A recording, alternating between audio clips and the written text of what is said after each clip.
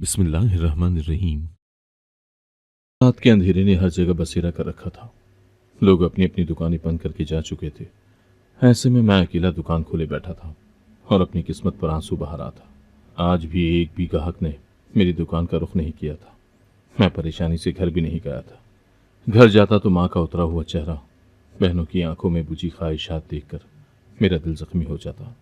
इसीलिए चुपचाप से बैठा बेबसी से अल्लाह से फरियाद कर रहा था, ए अल्लाह, मेरे हाल पर रहम फरमा।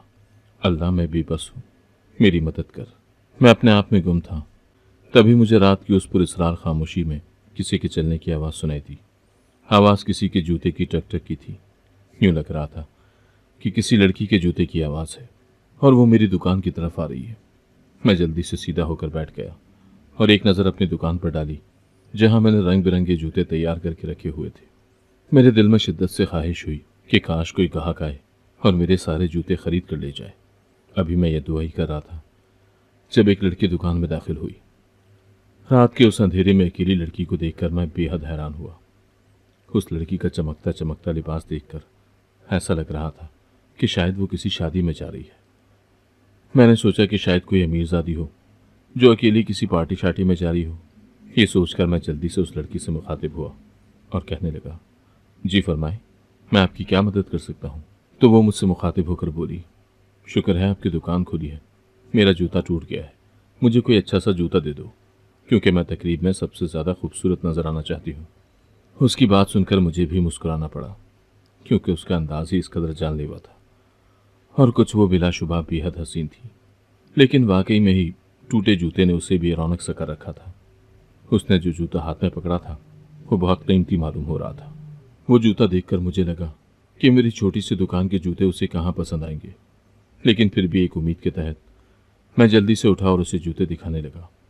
वो जैसे जैसे जूते देख रही थी बेइंतहा खुश हो रही थी और जो जूता मैं उसे दिखा रहा था वो वहीं साइड पर रख रही थी और अजीब व गरीब से नाम लेकर कह रही थी कि ये उसके लिए ले लेती हूँ और ये उसके लिए ले लेती हूँ।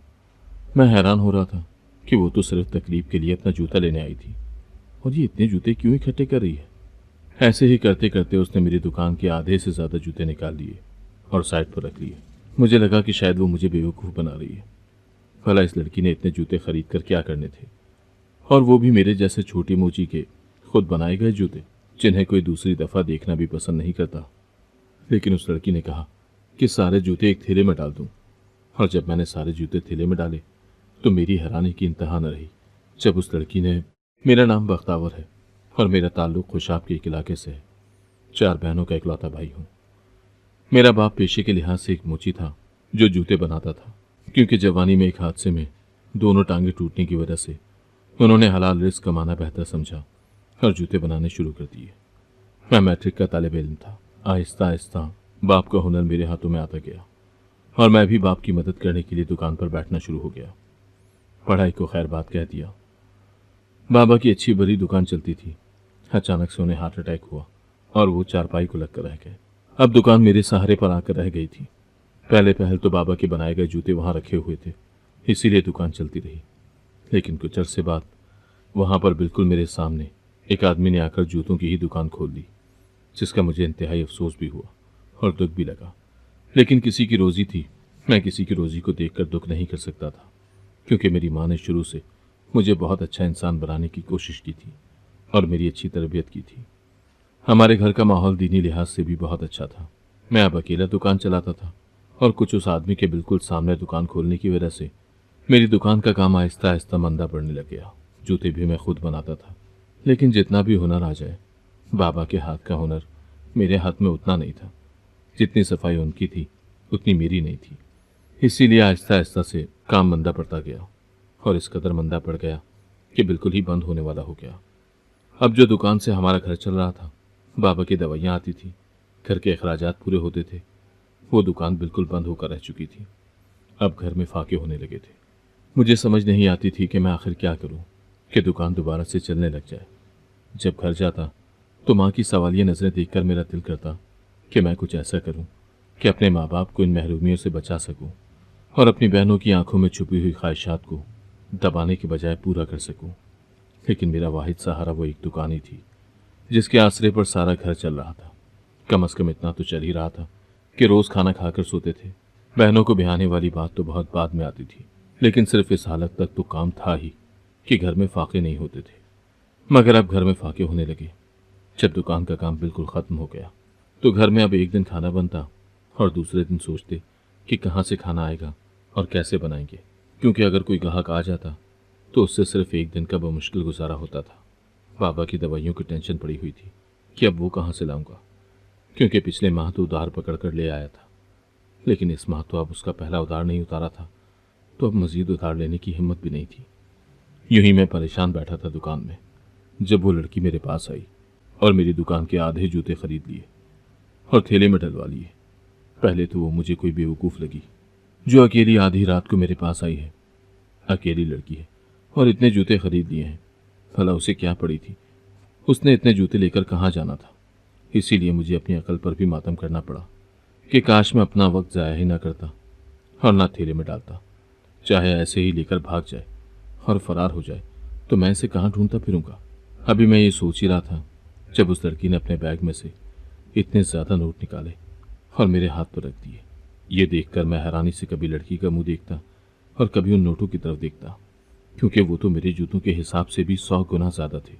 अब मुझे समझ नहीं आ रही थी कि मैं उस लड़की के बाकी पैसे कैसे वापस करूं। इससे पहले कि मैं उसे कुछ कहता, उस लड़की ने जूतों का थैला उठाया और बाहर की तरफ चली गई। लेकिन जाने से पहले एक दफ़ा उसने मुड़कर देखा और मुस्कुराकर मेरी तरफ देखने लगी। उसकी मुस्कुराहट से मेरे दिल में हलचल सी मची। वैसे तो मैं बेइंतहा खूबसूरत था, क्योंकि एक पठान फैमिली से ताल्लुक़ रखता था, लेकिन गरीबी ने मुझसे मेरी सारी खूबसूरती भी छीन ली थी। मुझे उस लड़की का यूं मेरी तरफ मुड़कर देखना, वो भी इतनी अमीर लड़की का, खुशगवार हैरत में मुब्तला कर गया। मुझे बेहद हैरानी हुई। मैं अंदर से बहुत ज़्यादा खुश भी था कि चलो आज अम्मा की सवालिया नज़रों से बचना नहीं पड़ेगा, अपनी बहनों की आंखों में छुपी हुई ख्वाहिशात को पूरा कर सकूंगा। ये सोचते हुए मैं दुकान बंद करके बाहर निकला तो पैसे गिनते गिनते अचानक से मेरी नज़र ज़मीन पर पड़ी। वहाँ मुझे कोई चीज़ चमकती हुई दिखाई दी। मैंने गौर से देखा तो वो कोई चेन मालूम हो रही थी। मैंने उठाकर देखा तो वो सोने की कोई पायल थी। मुझे लगा कि ये उसी लड़की की गिरी होगी। ये सोचते ही मैं परेशान हुआ कि अब मैं उसे वापस कैसे करूँगा। मुझे तो ये भी नहीं पता कि वो किस तरफ से आई और किस तरफ गई। खैर, मैंने वो अपनी जेब में रख ली। इर्द गिर्द की सारी दुकानें बंद हो चुकी थी। मैं चुपचाप से चलता हुआ घर चला गया। घर का दरवाज़ा बजाया तो अम्मा शायद मेरे ही इंतज़ार में थी। जल्दी से दरवाज़ा खोला और लपटने लगी कि कौन सा इतना कारोबार चल रहा है जो आधी रात तक उधर बैठे रहते हो। मुझे इतनी परेशानी होती है, तुम्हारे अब्बा भी इतने परेशान हो रहे थे। इतनी हिम्मत तो कदमों में ना थी कि उठकर देख ही आते कि तुम क्यों नहीं आए। जो रोजी रोटी मिलनी होती है वो दिन के वक्त भी मिल सकती है। तुम आधी रात तक वहाँ ऐसे बैठे रहते हो जैसे तुम्हारे लिए कोई मनोसलवा उतरेगा। अम्मा बोलती जा रही थी और मैं चुपचाप से मुस्कुराता रहा और अपनी जेब से पैसे निकालकर अम्मा के हाथ पर थमा दिए। अब अम्मा तो चुप हो चुकी थी, लेकिन कभी वो मेरे मुंह की तरफ देखती और कभी पैसों की तरफ देखती और कहने लगी, अरे बदबख्त, आज कौन सी लॉटरी लूट लाया है। अम्मा की इतनी ऊंची आवाज़ से कहने पर मेरी बहनें भी बाहर आ गईं और अब्बा भी उठकर बैठ गए। बहनों ने इतने ज़्यादा पैसे देखे तो खुशी से पागल हो गई। वो तो बाकायदा डांस करने लग गई और कहने लगी, हम भी अमीर हो गए हैं। मैंने बमुश्किल उसके मुंह पर हाथ रखा कि इर्द गिर्द के लोग सुनेंगे तो जाने क्या समझेंगे कि इनके हाथ कौन सा खजाना लग गया है। मैंने अम्मा को कहा, अम्मा, आज आधी से ज़्यादा दुकान के जूते सेल हुए हैं, इसीलिए इतने पैसे बन गए हैं। अम्मा बेतहाशा खुश हुई और हैरान भी हुई कि आज इतने ग्राहक कैसे आ गए कि आधी से ज़्यादा दुकान के जूते सेल हो गए। तो मैंने बताया कि एक लड़की आई थी, लग तो कोई अमीरजादी ही रही थी, वही मेरे सारे जूते खरीद कर ले गई थी। तो बहनें और अम्मा दोनों हैरान हुई, लेकिन मैं उस लड़की की वो चेन गिरने वाली और उसकी मेरी तरफ देखने वाली बात को छुपा गया और चुपचाप से खाना खाकर लेट गया। मगर जैसे ही आंखें बंद की, उस लड़की का चेहरा आंखों के सामने आने लगा। न जाने कब तक मैं उसके मुतालिक सोचता रहा और कभी उसकी चेन निकाल कर देखने लग जाता। यही करते करते जाने कब मुझे नींद आ गई। सुबह मामूल के मुताबिक उठा तो आधे पैसे अम्मा से लेकर घर का राशन लेकर आया और आधे पैसों से दुकान का जो सामान जूते बनाने के लिए आना था वो ले आया और अपने काम पर जुट गया। दिल में दुआ कर रहा था कि काश आज भी वो लड़की आ जाए, लेकिन मुझे ये मालूम नहीं हो पा रहा था कि वजह उसके आने की तड़प थी या फिर जूते खरीदने की तलब थी। खैर, जो भी था, मैं सारा दिन जूते बनाता रहा और साथ साथ दुआ करता रहा कि वो लड़की आए, लेकिन फिर खुद ही सोचता कि मैं कितना बेवकूफ़ हूँ। अब रोज़ रोज़ तो मेरी लॉटरी नहीं निकलेगी। अब उसने एक ही दिन में आधी से ज़्यादा दुकान के जूते खरीद लिए। भला वो और जूतों का क्या करेगी। फिर खुद को डपटने लगता। मैं आराम सुकून से अपनी दुकान पर बैठा जूते बना रहा था। सामने दुकान वाला मेरी तरफ बहुत हैरानी से देख रहा था और तंजिया निगाहों से कहने लगा, भाई पहले जूते बेच लो, फिर आगे भी बना लेना। क्यों अपना वक्त भी ज़ाया कर रहे हो और अपने पैसे भी फजूल में खर्च कर रहे हो। तुम्हारी दुकान पर किसी ने आना तो है नहीं। मुझे उसकी बात सुनकर बेतहाशा दुख हुआ, लेकिन मैंने उसे कोई जवाब न दिया और जूते बनाने में मशगूल रहा। रात होने लगी। सब लोग अपनी अपनी दुकानों पर से जाने लगे तो सामने दुकान वाला अपनी जबान को कंट्रोल न रख सका और फिर दोबारा कहने लगा, अरे कब तक यूं ही बैठे रहोगे। आधी रात को कौन आसमान से उतरेगा और तुम्हारे जूते खरीद कर लेकर जाएगा। सब लोग तो दुकान बंद करके जा चुके हैं। तुम भी दुकान बंद करो और घर जाओ। सुकून से बैठो और सुकून से सो। मैंने उसकी बात सुनकर कोई जवाब न दिया और इस बात में गर्दन हिला दी तो वो एक तंजिया मुस्कुराहट देते हुए घर को चल दिया। मुझे उसकी बात में वजन तो लगा कि अब रात को कौन आसमान से उतरेगा और मेरे जूते खरीदेगा, लेकिन फिर भी न जाने क्यों एक उम्मीद थी कि वो लड़की आज फिर आएगी। मैं सोच रहा था कि शायद वो कल वाली चेन लेने ही आ जाए। यही सोचता वहीं बैठा रहा। गलियां बिल्कुल सुनसान हो चुकी थी। दूर दूर से किसी इंसान का नामो निशान भी नहीं था। सर्दियों की रातें थी तो इसलिए लोग 9 बजे दुकानें बंद करके अपने अपने घरों को चले गए थे। कुछ रात में सर्दी ज़्यादा हो गई थी और कुछ वैसे भी दिन छोटे होने की वजह से हर तरफ अंधेरा हो गया था। अभी मैं सोच रहा था कि और कितनी देर वहाँ बैठा रहूँगा। इससे अच्छा है कि उठकर घर चला जाऊँ, क्योंकि अब मुझे भी बहुत ज़्यादा सर्दी महसूस हो रही थी। तभी हर तरफ छाए हुए सन्नाटे में किसी के चलने की आवाज़ आई। मुझे महसूस हुआ कि आवाज़ कल जैसी थी, सेम टू सेम। ऐसा लग रहा था जैसे कोई लड़की एड़ी वाला जूता पहनकर चल रही है। मेरे दिल की धड़कनें तेज़ होने लगी। मेरी उम्मीद जिंदा सी हुई कि वही कल वाली लड़की शायद दोबारा से आई है। अब मैं धड़कते हुए दिल के साथ दुकान के दाखिली दरवाजे की तरफ देखने लगा कि वहां से कौन दाखिल होगा। और वाकई में ही वो लड़की जो कल आई थी दुकान के दाखिली दरवाजे से अंदर आती दिखाई दी। तब मुझे लगा कि शायद मैं कोई ख्वाब देख रहा हूँ, लेकिन मैं कोई ख्वाब नहीं देख रहा था। वो वाकई एक हकीकत थी। वो लड़की आज भी मेरी दुकान पर आई थी। खुशी मेरे चेहरे से झलक रही थी और साफ पता चल रहा था कि मुझे उस लड़की के आने की कितनी खुशी हुई है। अब जाने पैसों की तलब थी या उसका आना अच्छा लगा था, ये बात समझने से कासिर था। वो आहिस्ता आहिस्ता कदमों से चलती हुई मेरे पास आई और मुस्कुरा कर मेरी तरफ देखने लगी। मैंने भी जवाबन उसे मुस्कुरा कर देखा तो वो कहने लगी, देखो आज फिर मैं तुम्हारे पास जूते खरीदने आई हूँ। तो मैं बहुत खुश हुआ और कहने लगा, खुश आमदीद। तो वो भी मुस्कुरा दी। तब वो कहने लगी, जल्दी जल्दी से मुझे चेक करवा दो, क्योंकि मेरे पास वक्त नहीं है। ये सुनकर मेरे हाथ पांव फूल गए और मैं जल्दी जल्दी उसे जूते दिखाकर पैक करने लगा। लेकिन मेरा दिल भी डरा हुआ था कि अजीब लड़की है जो सिर्फ रात के वक्त ही आती है और सारे जूतों का जाने क्या करती है। क्या पता कहीं दूर से आई हो और जूते इतने ज़्यादा पसंद आए हों कि उसने आगे बेचने शुरू कर दिए हैं। मेरे दिल में अजीब अजीब से वहमो ख्याल आ रहे थे, लेकिन मेरी उससे सवाल करने की हिम्मत नहीं हो रही थी। वो मुस्कुराकर मेरी तरफ देख रही थी। उस लड़की ने तमाम जूते लिए और मेरे हाथ में कल की तरह बेतहाशा पैसे थमाते हुए वापस चली गई। तभी मैंने उसे पीछे से आवाज़ दी तो वो मुस्कुराकर मेरी तरफ देखने लगी। तो मैंने कहा, आपकी शायद कोई पायल वगैरह कल यहाँ गिर गई थी, अब मेरे घर में है, मुझे लानी याद नहीं रही। सुबह आप आएंगी तो मैं वो लाजमी ले आऊँगा। तो वो लड़की मुस्कुराकर इस्बात में गर्दन हिलाकर चल दी। मुझे एक उम्मीद हुई, यानी कि वो सुबह फिर आएगी। मैं वो पैसे लेकर खुशी खुशी से दुकान बंद करके चला गया था। घर पहुंचकर अम्मा ने जब दोबारा से मेरे पास इतने पैसे देखे तो बहुत खुश हुई। अगले दिन वो लड़की मेरे पास आई तो बेतहाशा रो रही थी। मैंने हैरानी से उसकी तरफ देखा कि वो इस तरह क्यों रो रही है। तो वो कहने लगी कि उससे एक गलती हो गई है। तो मैं परेशानी से पूछने लगा कि कुछ बताओ तो सही। वो अनजान थी। कहने लगी, मेरी कहानी सुनो। तो मैं चुप करके सुनने लगा। वो कहानी सुनाना शुरू हुई। मेरा नाम आयत है। मैं अपने माँ बाप की इकलौती औलाद थी, इसीलिए मेरे माँ बाप मुझसे बहुत मोहब्बत करते थे। शुरू से ही लाड प्यार में पली थी, इसीलिए मुझे दुनिया की रंगीनियों का नहीं पता था। पढ़ने के लिए स्कूल भी नहीं जाती थी, बल्कि पढ़ाने के लिए एक टीचर खुद मेरे घर आता था। लेकिन फिर मेरी ज़िंदगी में ऐसा हादसा हुआ कि उसने मेरी ज़िंदगी बदल कर रख दी। मैट्रिक के बाद अब्बा ने सोचा कि अब कॉलेज की तालीम हासिल करने के लिए मुझे कॉलेज जाने देना चाहिए। इसीलिए उन्होंने मेरा एक कॉलेज में दाखिला करवा दिया। वहाँ पर मेरे मोहल्ले की कुछ लड़कियाँ भी मेरे साथ जाती थी, लेकिन मैं शुरू से ही घर में रही थी, इसीलिए मुझे कुछ भी नहीं पता था कि बाहर का माहौल कैसा होता है। अगर कभी जाना भी होता तो अम्मा अब्बा के साथ किसी रिश्तेदार के घर चली जाती, लेकिन वहाँ भी मैं चुप करके बैठी होती। इसीलिए ना किसी दोस्त का पता था और ना वैसे कुछ पता था कि लोग कैसे होते हैं। मैं दुनिया की रंगीनियों से बिल्कुल बेखबर थी।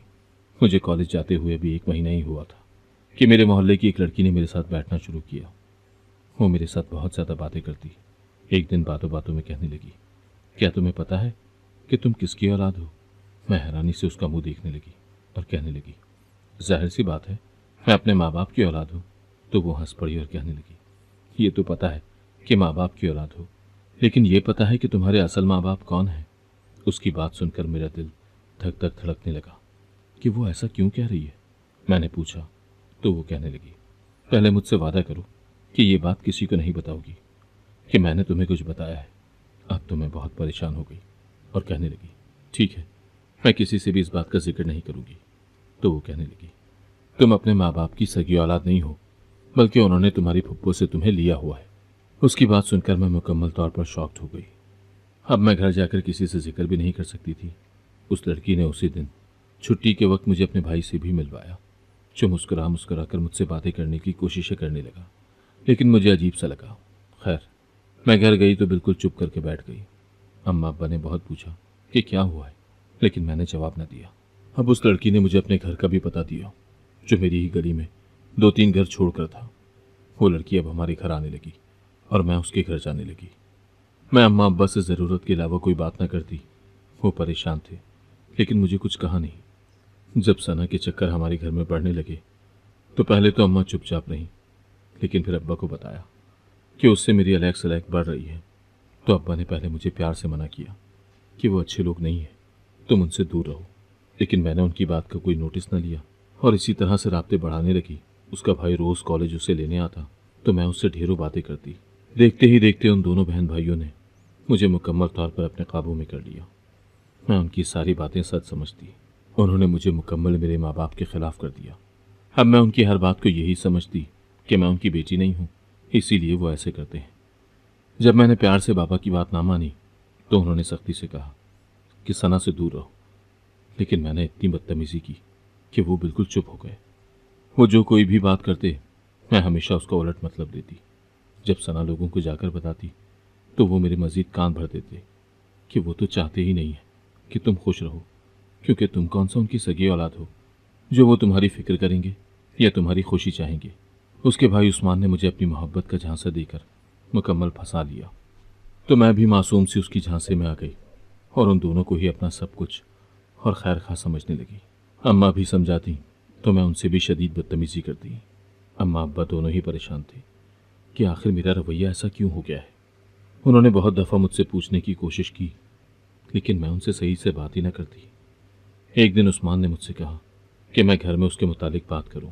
मैंने दिल में सोचा कि वो कौन सा मेरे माँ बाप है जिनसे बात करना बहुत ज़रूरी है, लेकिन फिर भी एक दफ़ा मैंने अम्मा से कहा कि मुझे सना का भाई बहुत पसंद है और मैं उसी से शादी करूंगी। अम्मा ने सुना तो हैरत से मेरा मुंह तकने लगी और कहने लगी, तुम्हारे अब्बा तुम्हें यहीं कत्ल कर देंगे अगर उन लोगों का तुमने नाम भी मुंह से निकाला। तुम्हें नहीं पता, वो अच्छे लोग बिल्कुल भी नहीं है। मैंने अम्मा की बात सुनी तो इंतहाई गुस्से से कहने लगी, हाँ, आपको खुद के सिवा अच्छा लगता ही कौन है? आप लोग तो चाहते ही नहीं कि मैं खुश रहूं। मैं कौन सा आपकी सगी औलाद हूँ? उससे मैंने सब कुछ बोल तो दिया, लेकिन अम्मा बिल्कुल शौक होकर मेरी तरफ देखने लगी और इससे पहले कि वो कोई जवाब देती मैं गुस्से से उठकर अपने कमरे में चली गई और जाकर कुंडी लगा दी।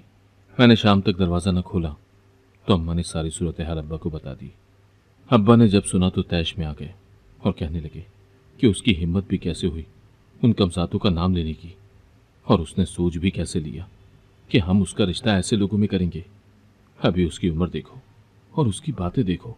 वो गुस्से से बहुत ऊंचा ऊंचा बोल रहे थे। मैंने उनकी बातें सुनी तो कमरे से बाहर निकली और गुस्से से ऊंची आवाज़ से कहने लगी, खबरदार, अगर आपने उनकी कोई बात की तो मैं शादी करूंगी तो उसी से करूंगी। मैं भी देखती हूँ कि कौन मुझे रोकता है। मेरे इस तरह चीखने पर अब्बा को मजीद गुस्सा आ गया और उन्होंने मुझ पर हाथ उठा दिया। ऐसा पहली दफ़ा हुआ था कि अब्बा ने मुझ पर हाथ उठाया था। मैं जज्बाती होकर कभी अब्बा के मुंह की तरफ देखती और कभी खुद को देखती। इससे पहले कि वो मजीद कुछ कहते, मैं भागते हुए वापस अपने कमरे में चली गई और कुंडी लगा दी। अम्मा ने बहुत दफ़ा दरवाज़ा खुलवाने की कोशिश की, लेकिन मैं अपनी ज़िद पर कायम रही और सारी रात रोती रही। अगले दिन कॉलेज गई और सना को सारी बात बताई। सना ने जब ये सब कुछ सुना तो मुझे मजीद अम्मा अब्बा के खिलाफ करने लगी और कहने लगी कि हाँ हाँ, तुम कौन सा उनकी सगी औलाद हो जो वो तुम्हारा एहसास करेंगे। अगर अपनी औलाद होती तो मुंह से निकलते ही ख्वाहिश को पूरा कर देते, इस तरह जिल्लत रुसवा न करते। और हैरानी वाली बात है कि हाथ तक उठा दिया। अरे कैसे जालिम लोग हैं। सना उनके मुतालिक मजीद मेरे कान भरती गई और मैं उसकी बातों को सच मानते हुए मजीद आबदीदा हो गई और कहने लगी कि न जाने किसने पैदा किया और कौन मुझे इस जहन्नुम में छोड़ गया। सना ने मौके पर वार करते हुए कहा, तुम ऐसा करो कि भागकर भाई से निकाह कर लो, उन्हें खबर तक ना होगी और उनसे जान भी छूट जाएगी। फिर देखेंगे कि कैसे तुम पर जुल्म करेंगे। मैं उसकी बातों में आ गई। छुट्टी के वक्त उस्मान आया तो प्लान तरतीब हुआ कि आज रात मैं अपने घर से कीमती सामान लेकर आ जाऊंगी। मैं इस कदर मासूम थी कि जैसे जैसे वो कहते रहे मैं वैसे वैसे करती रही और रात के 12 बजे अपनी अम्मा का जेवर जो मैंने दिन में ही अलमारी से निकाल कर रख लिया था वो लिया और कुछ पैसे जो मेरे पास पड़े हुए थे वो भी लिए और दरवाजे की दहलीज पार करके चली गई। उस्मान प्लान के मुताबिक मुझे गली में खड़ा मिल गया और सना भी उसके साथ थी। उसके पास एक मोटरसाइकिल थी। उसने मुझे अपने साथ बिठाया और न जाने किन जगहों पर लेकर जाने लगा। मेरा दिल धक धक कर रहा था। एक तरफ से दिल परेशान भी था, लेकिन एक तरफ से तसल्ली भी थी कि शुक्र है उनसे जान छूट गई। लेकिन अचानक से सना ने न जाने मेरे आगे क्या छिड़का कि मेरी आंखें बंद होने लगी और मैं नींद की वादी में जाने लगी।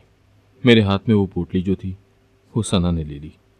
उसके बाद मुझे कोई खबर न थी कि मैं कहाँ हूँ और कहाँ नहीं। मेरी आंख खुली तो मैं एक कोठे पर मौजूद थी।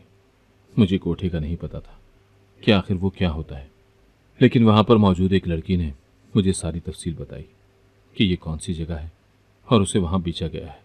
मेरे साथ इस कदर बुरा हादसा हुआ था कि मैं अपना जहनी तवाज़ुन बरकरार न रख सकी और वहीं पर बेहोश हो गई। दोबारा होश में आई तो कमरे में कोई भी मौजूद न था। मैंने सोचा कि खिड़की से भाग जाती हूँ।